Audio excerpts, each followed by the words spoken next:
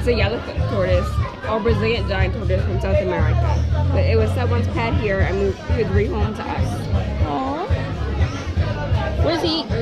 So these are herbivores. They eat primarily grasses. As you can see, like all the she was eating the grass just now. They're herbivores. They eat cactus pods, and eat plants, really, but not the bottom. Yeah. Well, then we got those machines that drag it. Are they like typically a wing ball? They load it. Our own, yeah. Fold it up and load it.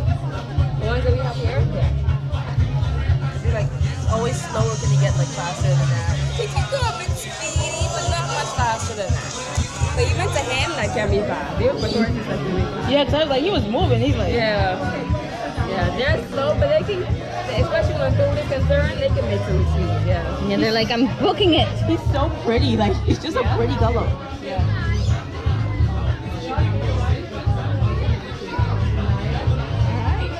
Yeah, thank you.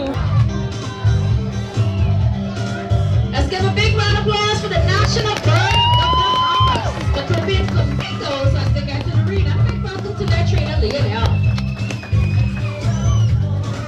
Oh my god, this is so cool. Oh, oh, oh.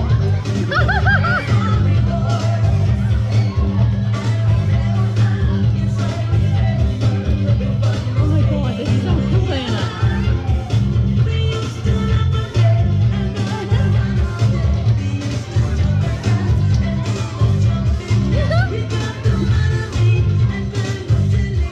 And a big round of applause as they come to their first stop.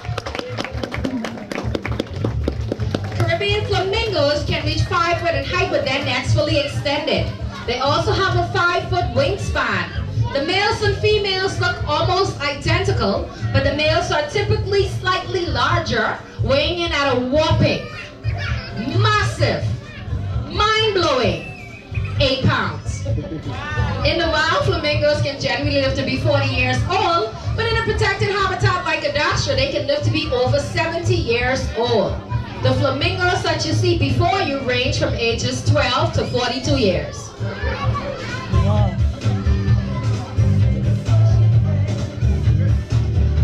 Another big round of applause for the flamingos as they come to their second stop.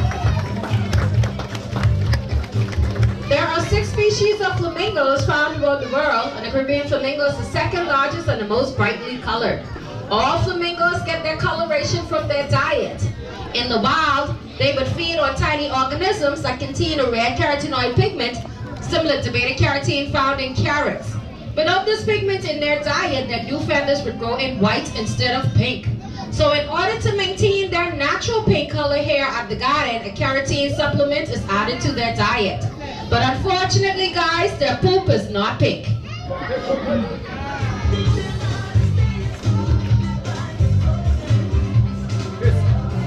Another big round of applause for the flamingos.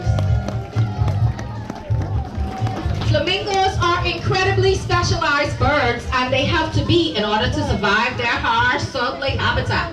One of their unique adaptations is their beak. If you look closely, you will notice that the larger portion is on the bottom, unlike most other birds. This is because they are filter feeders. These birds feed by tipping their heads upside down in the water to capture microscopic shrimp, insects, mollusks, children. All right then. Algae and grass seeds.